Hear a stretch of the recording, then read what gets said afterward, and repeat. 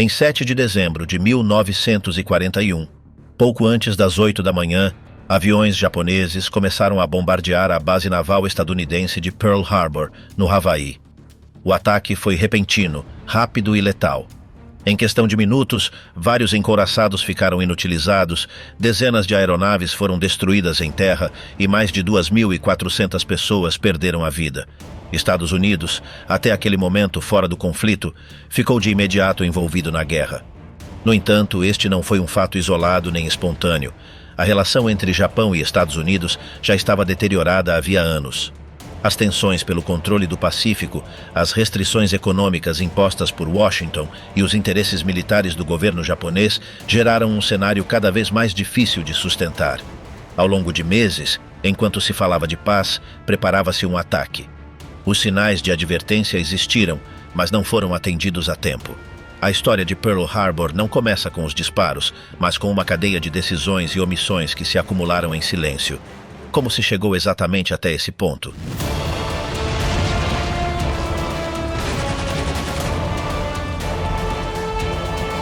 Tensões que conduziram a Pearl Harbor.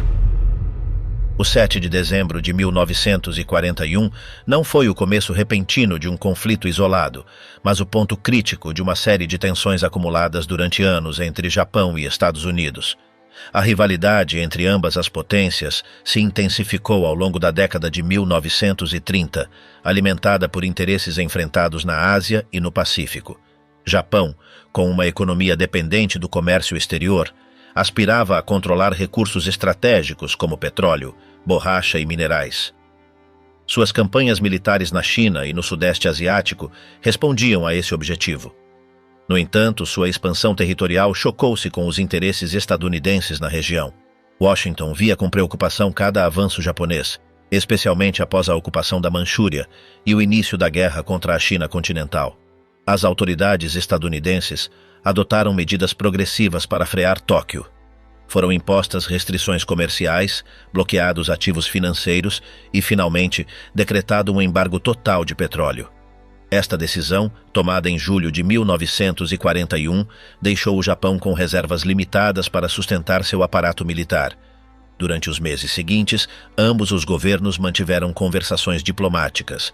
Japão exigia o levantamento das sanções sem comprometer sua presença militar na Ásia. Estados Unidos, por sua vez, exigia uma retirada completa. As posições eram irreconciliáveis.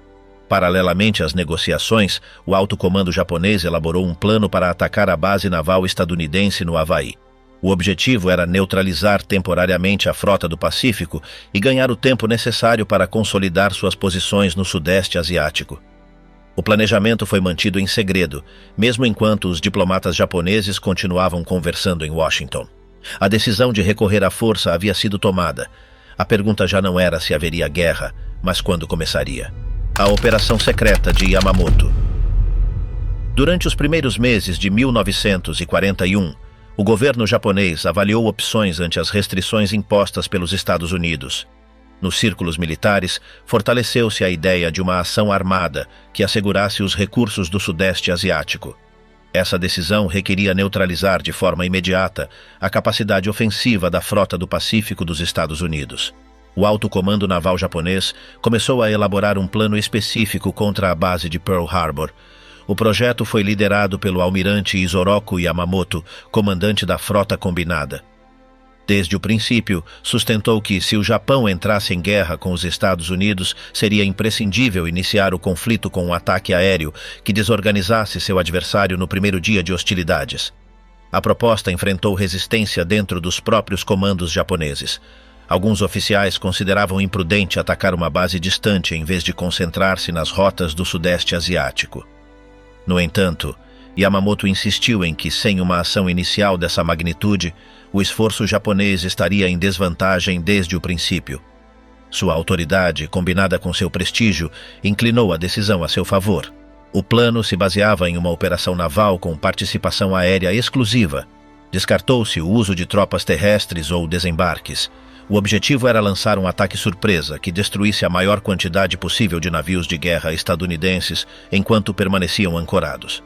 Para isso, requeria-se um treinamento intensivo das tripulações e uma modificação técnica dos torpedos, que deviam funcionar em águas pouco profundas. Durante o verão de 1941, construiu-se uma réplica parcial do porto de Pearl Harbor em águas japonesas. Ali realizaram-se exercícios constantes com aviões torpedeiros, bombardeiros de mergulho e caças. Ajustaram-se as técnicas de navegação, as rotas de aproximação e os tempos de lançamento. O objetivo era alcançar precisão absoluta em condições reais. As forças selecionadas para a missão formaram uma unidade especial. Foram designados 6 porta-aviões, acompanhados por 2 encouraçados, 3 cruzadores, 11 destroyers e vários submarinos. Essa frota operaria de forma autônoma, mantendo o silêncio radial completo desde o momento de sua partida. Cada comandante recebeu instruções específicas e foi informado de seu papel na ordem de ataque.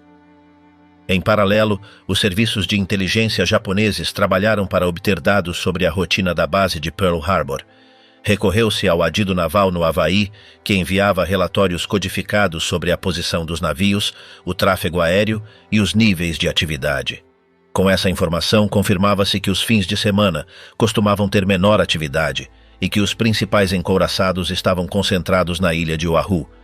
Os estrategistas definiram que o ataque seria realizado no domingo. A escolha respondia à observação de que, naquele dia, o nível de alerta era reduzido e a maioria das tripulações descansava. Além disso, previa-se que um golpe surpresa nessas condições geraria maior impacto e desorganização. A operação foi denominada de forma reservada como a primeira unidade de ataque. Estabeleceu-se que devia navegar em completo sigilo, mantendo uma rota pelo norte do Pacífico. O ponto de lançamento foi fixado a uma distância calculada para permitir que os aviões pudessem atacar e regressar sem necessidade de reabastecimento. O cálculo baseou-se no alcance de cada tipo de aeronave. Caso as condições meteorológicas ou o fator surpresa se perdessem antes do dia previsto, existia a opção de cancelar a operação. O sucesso do plano dependia por completo do segredo e da sincronização. Não se previa uma segunda oportunidade em caso de fracasso. A ordem final seria transmitida mediante um código acordado anteriormente. A frota receberia a confirmação durante seu avanço. Todos os envolvidos foram informados de que deviam destruir qualquer documento sensível se fossem detectados ou atacados antes de chegar à zona de operação. Em meados de novembro de 1941, fixou-se o dia definitivo para a execução. Os oficiais encarregados informaram a seus subordinados que se preparassem para uma ação de grande alcance. Não foram dados detalhes do objetivo até o último momento. O alto comando japonês temia que qualquer vazamento pusesse em risco o elemento surpresa. O planejamento do ataque a Pearl Harbor tornou-se uma prioridade estratégica. Foi concebido como uma ação limitada, cujo propósito era ganhar tempo para assegurar outras conquistas. Ninguém em Tóquio considerava que o ataque por si só garantisse a vitória. O propósito era causar um dano inicial suficiente para obrigar os Estados Unidos a negociar sob pressão. Rumo ao Havaí sem ser detectados. Em 16 de novembro de 1941, a frota japonesa encarregada do ataque a Pearl Harbor partiu da Baía de Hitokapu, ao norte do Japão. Fê-lo sob o comando do vice-almirante Shuichi Nagumo, comandante da primeira frota aérea. A ordem de zarpar foi emitida com discrição e apenas os comandos superiores conheciam o destino final. As unidades se desdobraram em formação dispersa para reduzir o risco de detecção. A rota escolhida foi pelo Pacífico Norte, uma zona pouco transitada e com condições climáticas instáveis. Essa escolha tinha como objetivo evitar contatos com embarcações comerciais ou navais que pudessem alertar as forças estadunidenses. A frota navegou sem utilizar rádio, em completo silêncio de comunicações. Qualquer sinal emitido durante a travessia teria comprometido a operação. O avanço foi constante e coordenado. As unidades mantinham uma velocidade limitada para garantir que todos os navios permanecessem em formação. Foram emitidas instruções estritas sobre o uso de luzes, o controle do ruído e a vigilância contínua do horizonte. As condições meteorológicas eram adversas, com vento forte e visibilidade reduzida em vários trechos, o que favoreceu o ocultamento. Cada navio recebeu instruções precisas sobre as manobras a realizar em caso de ser detectado. Se alguma embarcação encontrasse uma embarcação civil ou militar, devia desviar-se ou até mesmo afundá-la se representasse uma ameaça ao segredo da missão. Essa possibilidade foi contemplada como um último recurso.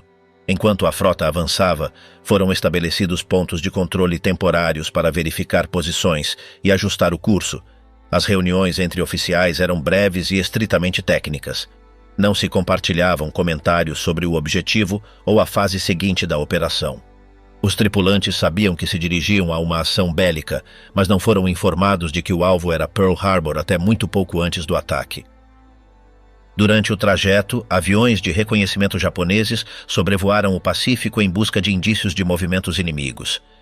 Não foram detectadas patrulhas estadunidenses na Zona Norte, o que confirmou que a escolha da rota havia sido adequada. A bordo dos porta-aviões, os pilotos repassavam os mapas e perfis dos objetivos.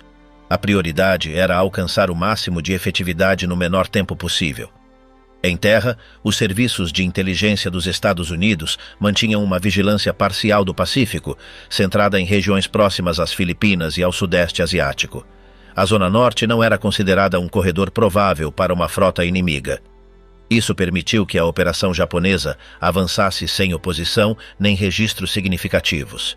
Em 20 de novembro, a frota japonesa alcançou o ponto de reunião designado, ainda longe do arquipélago do Havaí. Foram realizados breves simulacros de lançamento de aviões sem decolagens reais.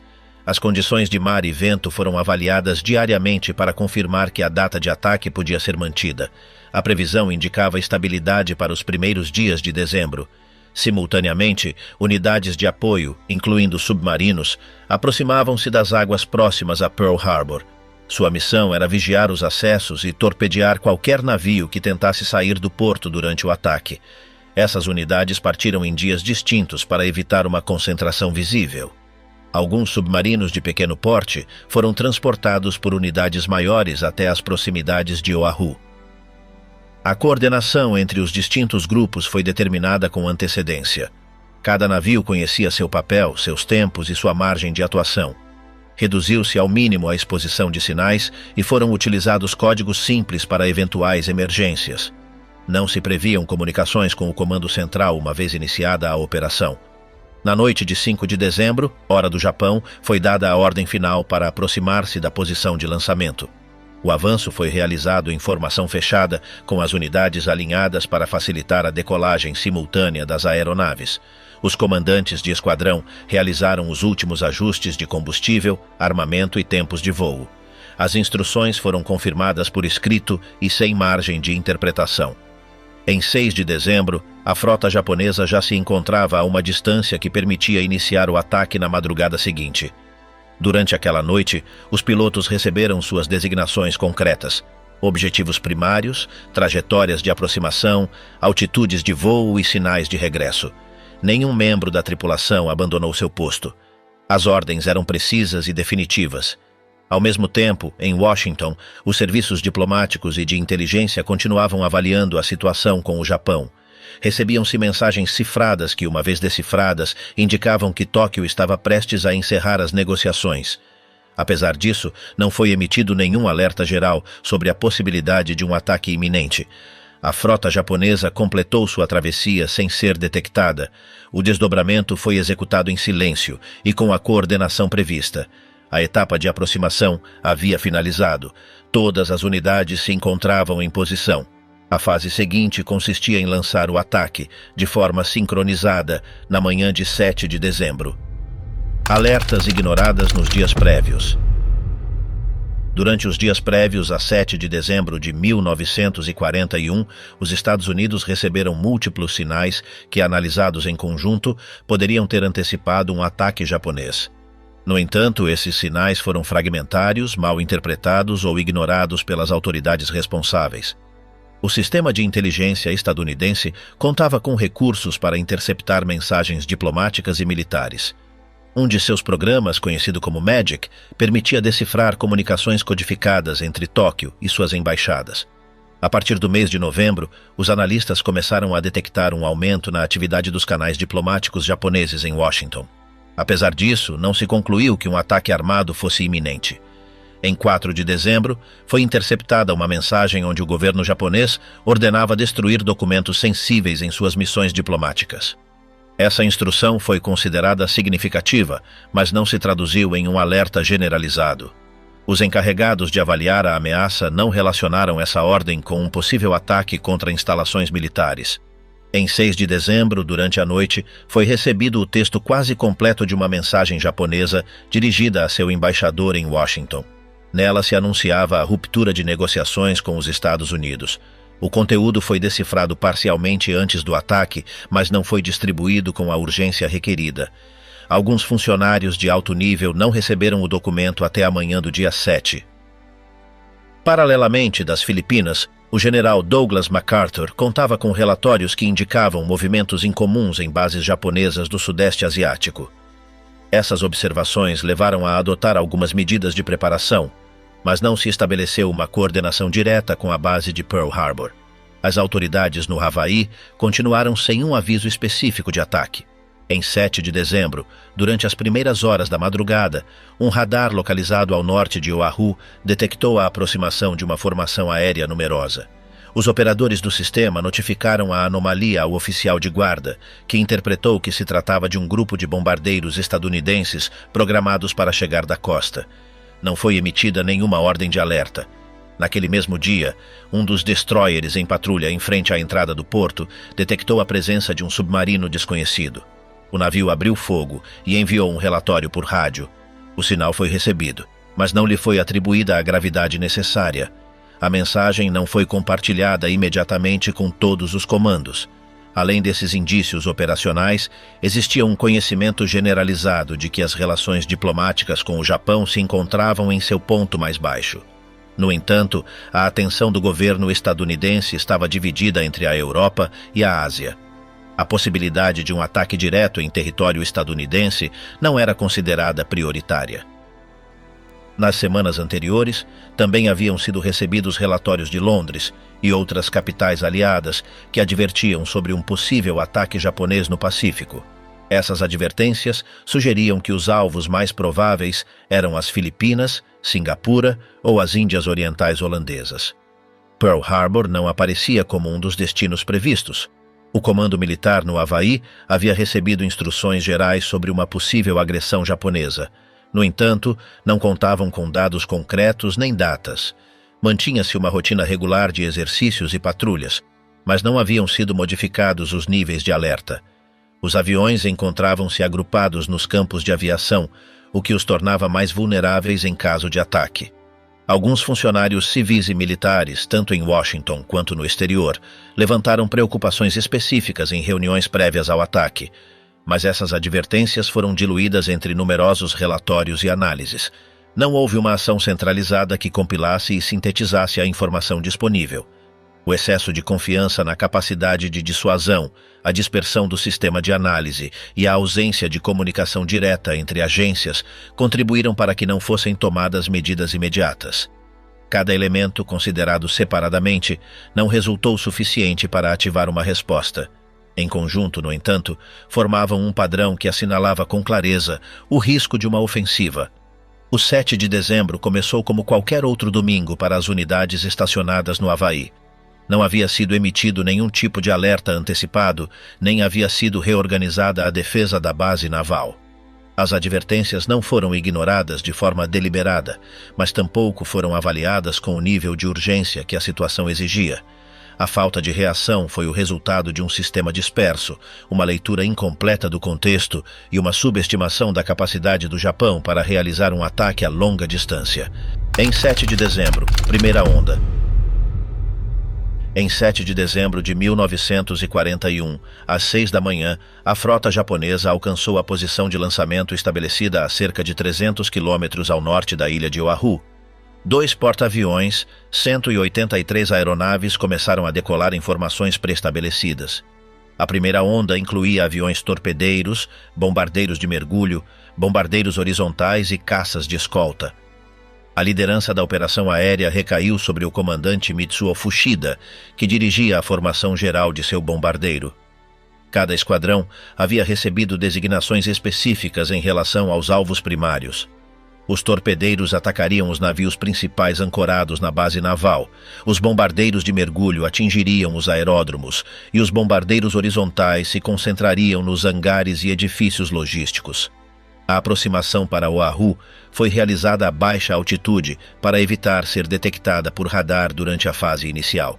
Apesar da visibilidade limitada por bancos de nuvens, a frota aérea conseguiu manter a formação e ajustar os tempos de chegada. À medida que se aproximavam da ilha, os pilotos confirmaram que não existia alerta aéreo significativo. Às 7h49, Fuchida enviou o sinal de ataque mediante uma transmissão codificada. Simultaneamente, as primeiras bombas começaram a cair sobre os aeródromos de Hickam Field, Wheeler Field e Bellows Field. A intenção era inutilizar a capacidade de resposta aérea estadunidense antes de atacar os objetivos navais. Nos primeiros minutos, os aviões japoneses conseguiram destruir grande quantidade de aeronaves em terra. A maioria dos aviões estadunidenses estava alinhada em filas abertas, facilitando sua vulnerabilidade. Muitos foram atingidos antes de poderem decolar. O fogo antiaéreo estadunidense foi ativado rapidamente, mas sua intensidade inicial foi limitada devido ao estado de repouso das unidades. Enquanto os aeródromos eram atacados, os torpedeiros e bombardeiros dirigiram-se para a baía de Pearl Harbor. O principal objetivo eram os encouraçados ancorados na chamada Fila de Encouraçados. Entre eles encontravam-se o USS Arizona, o USS Oklahoma, o USS West Virginia e o USS Califórnia. Os torpedeiros, utilizando torpedos especialmente adaptados para águas pouco profundas, lançaram suas armas a baixa altitude. As defesas antiaéreas dos navios começaram a responder, mas o ataque conseguiu seus primeiros impactos em questão de minutos. O USS Oklahoma foi atingido por vários torpedos e começou a adernar rapidamente. O USS West Virginia também sofreu múltiplos impactos, ficando gravemente danificado. Simultaneamente, bombardeiros em voo horizontal lançaram bombas de grande porte sobre os navios. O USS Arizona recebeu um impacto direto que atingiu uma de suas paióis, provocando uma explosão interna de grande magnitude. O navio afundou em poucos minutos, levando consigo a maioria de sua tripulação. A reação estadunidense foi imediata, mas desordenada. As tripulações que conseguiram chegar a seus postos tentaram ativar as baterias antiaéreas, organizar brigadas de incêndio e salvar os feridos. Muitos marinheiros, surpreendidos enquanto tomavam café da manhã ou em atividades rotineiras, viram-se obrigados a improvisar respostas sob ataque. A primeira onda japonesa durou aproximadamente 30 minutos. Nesse período, a base aérea de Hickam sofreu danos severos, com vários hangares destruídos e numerosos aviões inutilizados. Wheeler Field e Bellows Field também ficaram praticamente inoperacionais. Na área naval, o USS Nevada conseguiu iniciar manobras para abandonar o porto, embora sob intenso ataque aéreo. Outros navios menores também tentaram mover suas posições para dificultar os bombardeios, mas a maioria das unidades principais permaneceu estacionada, tornando-se alvos vulneráveis. Os comandantes japoneses avaliavam em tempo real o nível de dano infligido. Os relatórios iniciais indicavam que havia sido alcançado o objetivo de neutralizar a capacidade aérea e naval estadunidense no Havaí. A coordenação entre os diferentes tipos de aviões manteve-se com precisão, apesar da resistência encontrada. A primeira onda retornou aos porta-aviões por volta das 8h30, com perdas mínimas. Cada unidade recuperou seus aviões de acordo com o plano previsto. Os pilotos transmitiram suas observações sobre os danos causados, informação que seria utilizada para ajustar a segunda onda. Enquanto isso, na ilha de Oahu, o pessoal militar e civil tentava organizar os esforços de socorro, contenção de incêndios e resgate dos presos. Em 7 de dezembro, primeira onda. Em 7 de dezembro de 1941, às 6 da manhã, a frota japonesa alcançou a posição de lançamento estabelecida há cerca de segundo golpe aéreo sobre Oahu.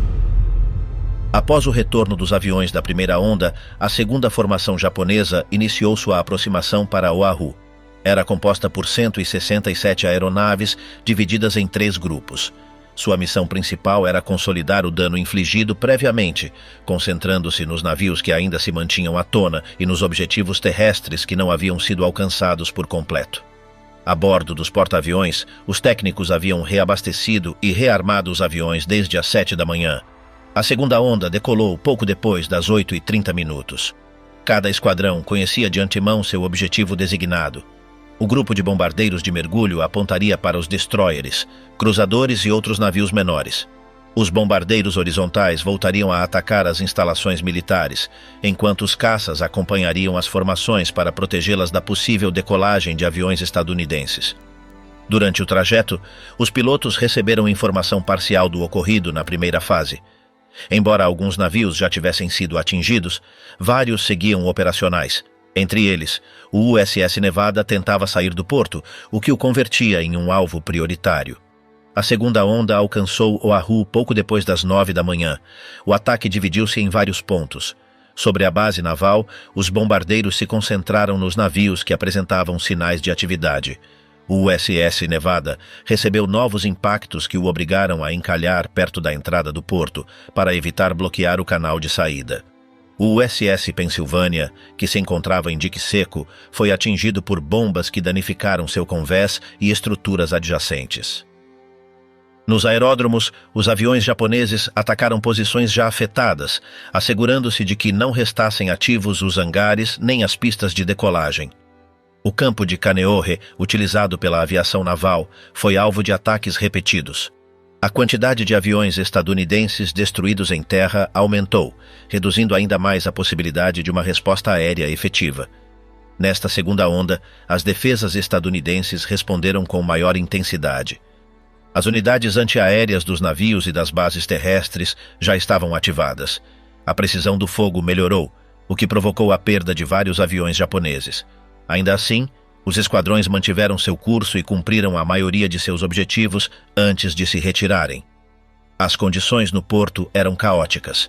A fumaça proveniente dos navios incendiados dificultava a visibilidade.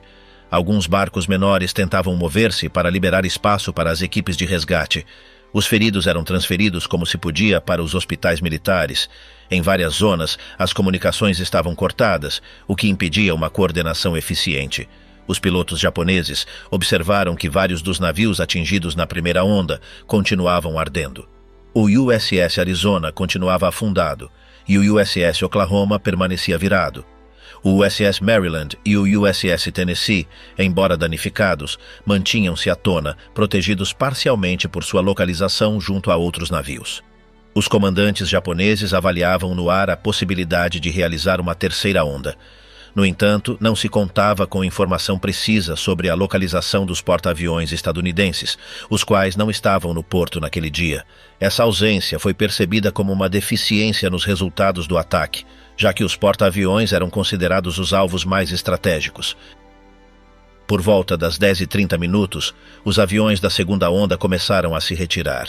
Haviam conseguido completar a maioria de suas designações. A perda de aviões foi maior que na primeira onda, mas dentro das margens previstas pelo alto comando japonês. Nenhum navio japonês foi danificado durante a operação. Ao regressar aos porta-aviões, os pilotos informaram que os alvos principais haviam sido atingidos e que a resposta defensiva estadunidense havia se incrementado.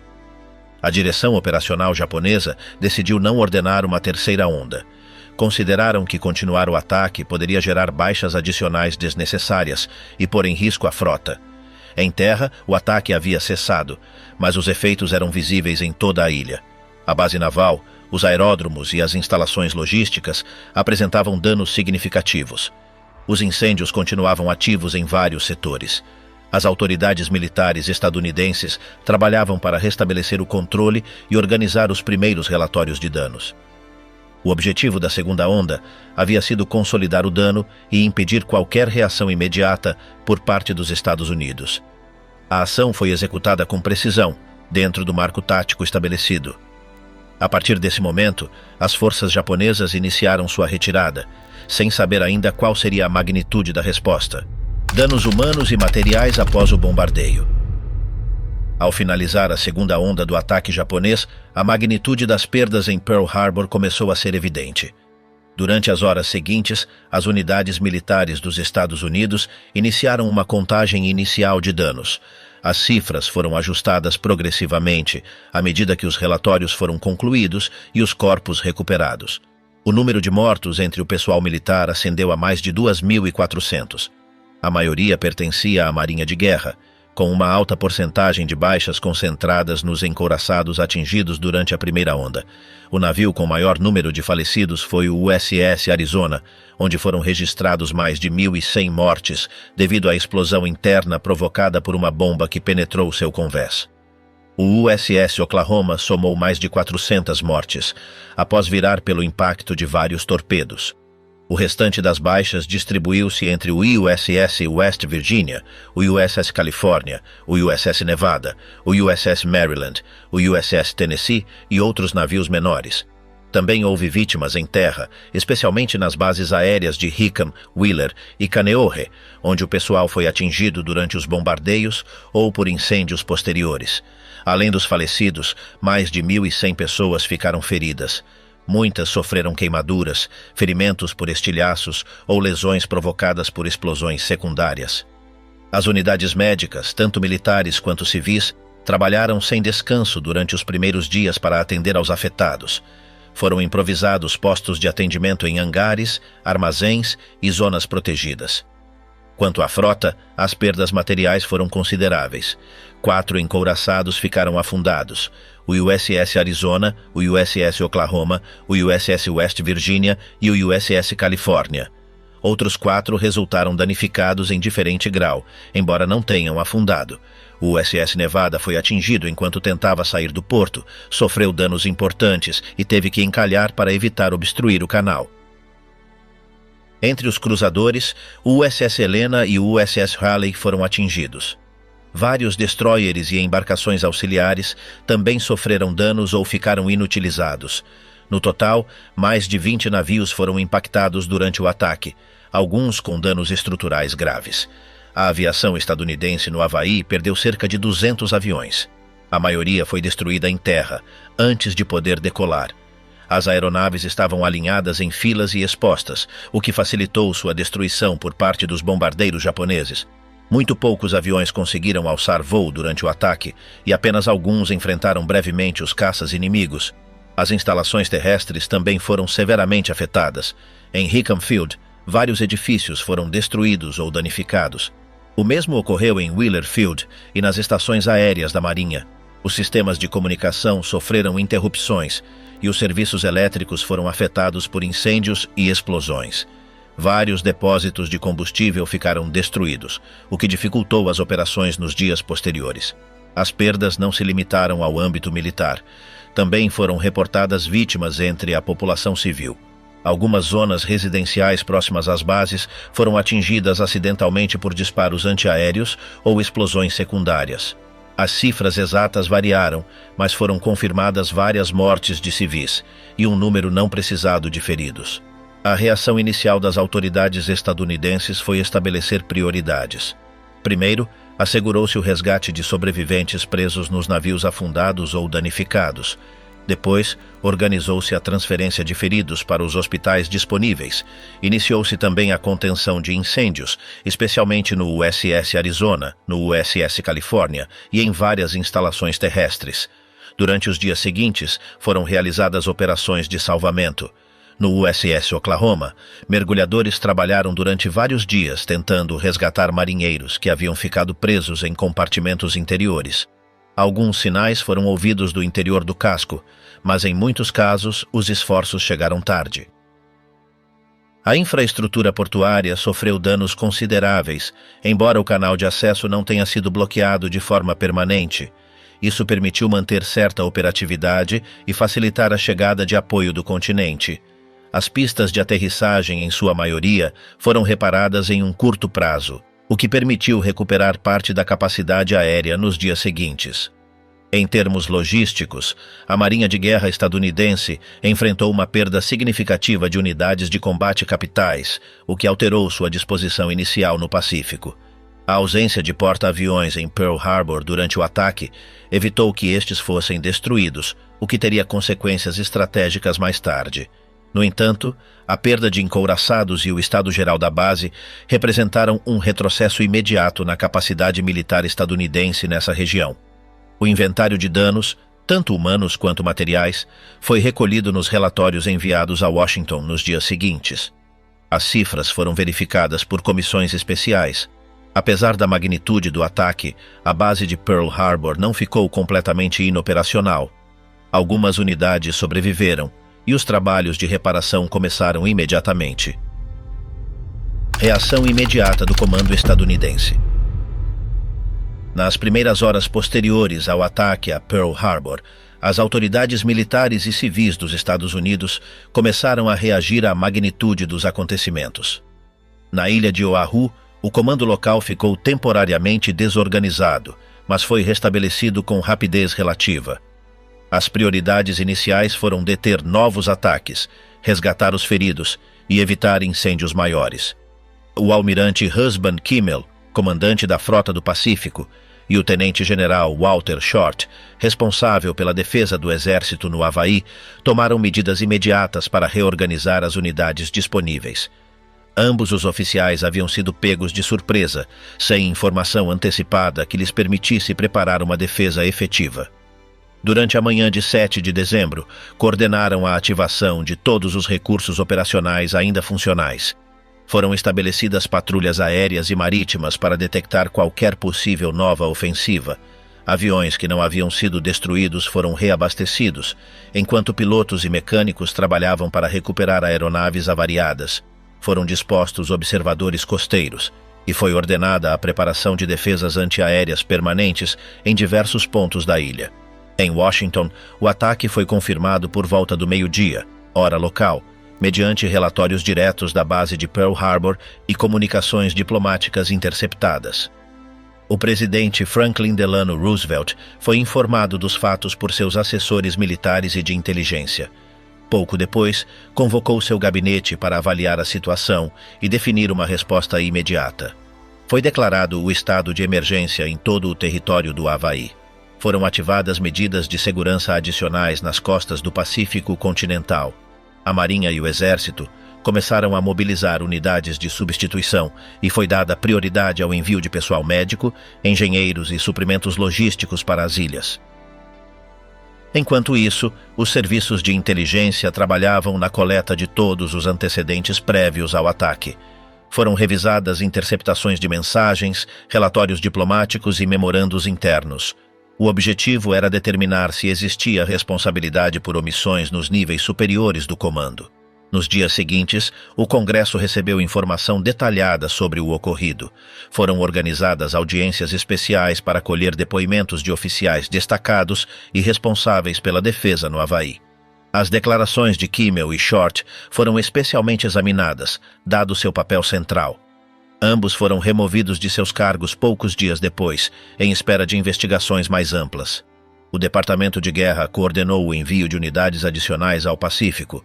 Foram acelerados processos de alistamento, treinamento e desdobramento. As principais bases navais na costa oeste começaram a operar sob estado de máxima alerta. Foram dispostos exercícios de simulação ante a possibilidade de ataques similares em outras regiões. No plano diplomático, o Departamento de Estado suspendeu todas as relações com o Japão. Os embaixadores foram chamados para consulta e foram fechadas as sedes diplomáticas. Os cidadãos japoneses residentes nos Estados Unidos foram objeto de medidas restritivas, incluindo registros, vigilância e restrições de movimento. Dias mais tarde, seriam iniciados internamentos em campos designados pelo governo. Durante as horas posteriores ao ataque, foram recebidos relatórios de outros movimentos militares japoneses na Ásia. A ofensiva não havia sido limitada ao Havaí. Simultaneamente, o Japão atacava as Filipinas, a Malásia, Guam e Hong Kong. Isso confirmou que se tratava de uma operação de grande escala, projetada para alterar o equilíbrio militar em todo o Pacífico. O presidente Roosevelt manteve comunicação constante com os principais líderes militares. Foram redigidos os primeiros rascunhos para uma declaração oficial de guerra. Os altos comandos do Exército e da Marinha começaram a projetar planos de contra-ataque e reorganização de forças. Paralelamente, foi avaliado o estado das indústrias bélicas, com o fim de aumentar a produção nos meses seguintes. Nos meios de comunicação, o ataque foi reportado através de comunicados oficiais. A notícia foi transmitida por rádio e imprensa, escrita com detalhes parciais em um primeiro momento. A informação foi atualizada à medida que chegavam novos relatórios do Havaí. A reação da população foi imediata. foram registradas manifestações espontâneas em diversas cidades, acompanhadas por expressões de apoio às Forças Armadas. As principais cadeias de rádio transmitiram as mensagens do presidente e outros funcionários. Foi pedida calma à população e solicitada a colaboração de todos os setores para enfrentar a nova situação. O sentimento geral era de indignação e unidade frente ao ocorrido. Os organismos encarregados da defesa civil começaram a organizar treinamentos, simulacros de evacuação e campanhas de informação. Foram reforçadas as comunicações entre os níveis federal, estadual e local. As medidas adotadas nos dias posteriores ao ataque marcaram o início de uma transformação completa na postura defensiva dos Estados Unidos. A entrada oficial dos Estados Unidos na guerra. Em 8 de dezembro de 1941, nas primeiras horas da manhã, o presidente Franklin Delano Roosevelt dirigiu-se ao Capitólio para solicitar ao Congresso dos Estados Unidos uma declaração formal de guerra contra o Japão. O ataque a Pearl Harbor havia ocorrido 24 horas antes, e a magnitude dos danos já era conhecida pelos legisladores e pela opinião pública. A sessão do Congresso foi convocada com caráter de urgência. A Câmara dos Representantes e o Senado reuniram-se em sessão conjunta. O recinto estava cheio, com a presença de senadores, congressistas, juízes, membros do gabinete e representantes das Forças Armadas. A assistência de Roosevelt em pessoa sublinhou a gravidade da situação. O presidente leu uma mensagem breve, redigida com precisão por sua equipe. Em sua intervenção, descreveu o ataque japonês como deliberado, surpreendente e coordenado. Detalhou que não só Pearl Harbor havia sido alvo de agressão, mas também outras zonas sob responsabilidade estadunidense, como as Filipinas, Guam e a ilha Wake. A mensagem enfatizou que o Japão havia enviado delegados diplomáticos a Washington ao mesmo tempo em que preparava a ofensiva. Roosevelt não empregou termos emotivos nem recorreu a descrições gráficas. Manteve um tom firme e direto. Assinalou que os fatos constituíam um ato de guerra e que os Estados Unidos deviam responder de maneira imediata. Concluiu solicitando ao Congresso que reconhecesse o estado de guerra entre a nação e o Império do Japão, com efeito retroativo ao momento do ataque. Após a intervenção do presidente, os legisladores iniciaram o processo formal de votação. Na Câmara dos Representantes, o resultado foi de 438 votos a favor e 1 contra. No Senado, a resolução foi aprovada por unanimidade. O único voto dissidente foi emitido por uma congressista que, embora condenasse o ataque, opôs-se a toda forma de guerra por princípios pessoais. Seu voto não alterou a aprovação geral nem gerou debate significativo. Uma vez adotada a resolução, o Congresso transmitiu a decisão ao Executivo. Roosevelt a assinou imediatamente e o documento foi publicado oficialmente. Desse momento em diante, os Estados Unidos ficaram formalmente em estado de guerra com o Japão. A declaração foi acompanhada por ordens executivas para ampliar o recrutamento, reforçar a produção industrial e aumentar a capacidade operativa das Forças Armadas. A notícia foi difundida através de todos os canais de comunicação. As estações de rádio interromperam sua programação para ler a resolução. Os jornais publicaram edições especiais com os detalhes do processo legislativo. Os correios, estações ferroviárias e edifícios públicos colocaram cartazes informativos com instruções para a população em caso de mobilização ou emergências. Simultaneamente, as unidades militares receberam ordens de preparação. O Exército, a Marinha e a Força Aérea reorganizaram seus comandos, incrementaram o nível de alerta em todas as frentes e aceleraram os treinamentos. Foram ditadas diretrizes para priorizar o desdobramento de tropas no Pacífico e para coordenar a defesa do território continental. Nas embaixadas dos Estados Unidos em outras capitais, os diplomatas transmitiram a resolução do Congresso aos governos respectivos. Foi pedido apoio político e colaboração para enfrentar o que já era considerado um conflito internacional. Na Europa, vários governos aliados expressaram respaldo imediato. Na América Latina, os governos começaram a reavaliar suas relações diplomáticas com o Japão. Paralelamente, o Departamento do Tesouro ativou mecanismos para congelar os ativos financeiros de cidadãos japoneses residentes no país. Também foram adotadas medidas para supervisionar as operações bancárias, os envios postais e as comunicações internacionais. Foram iniciados registros em portos, estações ferroviárias e zonas sensíveis. Durante as horas posteriores à declaração, começaram a chegar voluntários aos escritórios de recrutamento. Jovens de distintas cidades apresentaram-se para alistar-se nas Forças Armadas. As universidades, fábricas e sindicatos emitiram comunicados expressando apoio ao governo. As organizações de defesa civil intensificaram suas atividades. A declaração de guerra de 8 de dezembro marcou o início formal da participação direta dos Estados Unidos na Segunda Guerra Mundial. A partir desse momento, as operações militares ampliaram-se progressivamente e a nação começou a reorganizar-se para sustentar um conflito de escala global. Repercussões estratégicas iniciais. Após o ataque a Pearl Harbor e a declaração oficial de guerra, começaram a manifestar-se consequências estratégicas imediatas, tanto para os Estados Unidos quanto para o Japão. A situação no Pacífico transformou-se de forma acelerada nos dias seguintes a 7 de dezembro de 1941. Em primeiro lugar, os Estados Unidos perderam a capacidade operativa de uma parte considerável de sua frota do Pacífico. Embora vários navios danificados fossem posteriormente recuperados ou reparados, durante as primeiras semanas sua ausência deixou uma brecha significativa na defesa do arquipélago havaiano e de outras zonas insulares. A frota ficou limitada em seus deslocamentos, sem capacidade imediata para realizar contra-ataques de envergadura. Os porta-aviões estadunidenses, que não se encontravam em Pearl Harbor durante o ataque, foram designados como o novo eixo central das operações navais. As autoridades militares modificaram sua doutrina para adaptar-se a uma guerra baseada em projeções aéreas desde o mar. Essa reorientação obrigou a replanejar o uso de recursos e o treinamento de tripulações. A nível tático, a prioridade foi proteger as rotas de abastecimento para as ilhas do Pacífico e para a Ásia. Foram incrementadas as patrulhas marítimas e aéreas, e foi disposta a construção de novas bases intermediárias. Foi acelerada também a produção de aviões, munições e unidades navais nos estaleiros da costa oeste. O Departamento de Guerra reorganizou os comandos. Oficiais com experiência foram designados a novas funções e foram integradas equipes conjuntas entre o Exército e a Marinha. O Comando Unificado no Pacífico consolidou-se, com estruturas destinadas a coordenar de forma mais eficiente as operações. Também foi estabelecida uma rede de inteligência mais extensa para prevenir futuros ataques de surpresa.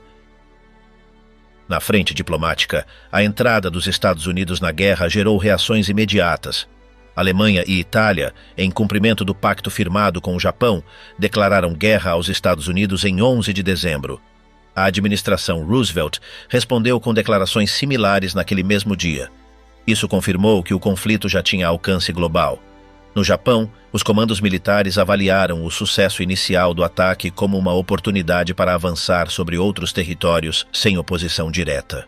Nos dias posteriores a Pearl Harbor, as forças japonesas lançaram operações coordenadas nas Filipinas, na Malásia, em Hong Kong e nas Índias Orientais holandesas. Essas ofensivas desenvolveram-se com rapidez, aproveitando a falta de uma resposta organizada por parte dos aliados.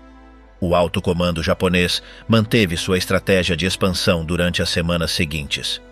O objetivo era consolidar uma zona de controle ampla antes que os Estados Unidos pudessem restabelecer sua capacidade ofensiva. Foram estabelecidas bases aéreas temporárias e foram ocupados portos-chave para assegurar o fluxo de suprimentos. No entanto, a ausência dos porta-aviões estadunidenses em Pearl Harbor gerou preocupação entre alguns oficiais japoneses. A frota aérea não conseguiu localizar nem danificar essas unidades, o que representou uma omissão estratégica. Essa situação levou a debates internos sobre a conveniência de uma terceira onda durante o ataque inicial, que finalmente não foi executada. Nos Estados Unidos, a opinião pública unificou-se de forma imediata após o ataque. As manifestações de apoio ao governo e às Forças Armadas refletiram-se no aumento do alistamento voluntário. Os centros de recrutamento receberam cifras recorde de aspirantes. Também se iniciou uma mobilização industrial, com a reconversão de fábricas civis em plantas de produção militar. O Congresso aprovou de forma urgente dotações orçamentárias para ampliar as capacidades do Exército, da Marinha e da Força Aérea. Foram estabelecidos novos impostos, emitidos bônus de guerra e promovidas campanhas de poupança entre a população. As universidades e centros de pesquisa começaram a colaborar com o governo em projetos tecnológicos e logísticos. As autoridades militares estadunidenses iniciaram o planejamento de uma ofensiva a longo prazo. Não se previa uma vitória imediata. Foram elaborados planos para estabelecer pontos de avanço no Pacífico, recuperar as zonas ocupadas pelo Japão e chegar eventualmente às ilhas principais do arquipélago japonês. Quanto à população japonesa residente nos Estados Unidos, começaram a ser aplicadas medidas restritivas que logo derivariam em internamentos massivos. O governo federal autorizou registros, congelamento de contas e limitações de deslocamento. Essas ações foram justificadas como medidas de segurança, embora não fossem documentados casos de sabotagem por parte de cidadãos de origem japonesa naquele momento. As consequências imediatas do ataque também se refletiram no âmbito internacional. Vários países latino-americanos romperam relações diplomáticas com o Japão. Outros, como Canadá, Austrália e Nova Zelândia, declararam guerra ao mesmo tempo que os Estados Unidos. O mapa de alianças consolidou-se e as diferentes frentes do conflito começaram a coordenar-se em função de interesses comuns. O ataque a Pearl Harbor, além de seus efeitos diretos, produziu uma mudança definitiva na estrutura do conflito. A partir desse momento, o Pacífico tornou-se um teatro de operações central e os Estados Unidos passaram de uma posição defensiva a uma estratégia de contraofensiva sustentada. As decisões adotadas nos dias posteriores ao ataque marcaram o início de uma nova etapa na guerra. O ataque a Pearl Harbor não foi um fato isolado nem inesperado em sua origem. Foi a culminação de uma série de tensões acumuladas durante anos entre duas potências com interesses conflitantes no Pacífico. O Japão tomou a decisão de agir mediante um ataque planejado com precisão, enquanto as conversações diplomáticas ainda continuavam. A execução militar, dividida em duas ondas, alcançou seu objetivo imediato: debilitar temporariamente a capacidade naval dos Estados Unidos na região. As consequências foram diretas. Os Estados Unidos declararam guerra no dia seguinte, e outras potências alinharam-se de forma escalonada nos dias posteriores. A partir desse momento, o conflito expandiu-se globalmente com a participação ativa de novas frentes. A guerra no Pacífico adquiriu uma dimensão total, com implicações militares, políticas e estratégicas de longo alcance. A Batalha de Pearl Harbor marcou o início formal dessa nova etapa. Todos os elementos que a precederam e a seguiram desenvolveram-se sem interrupção. O desfecho não se encerrou em um único dia, mas começou de forma clara na manhã de 7 de dezembro de 1941.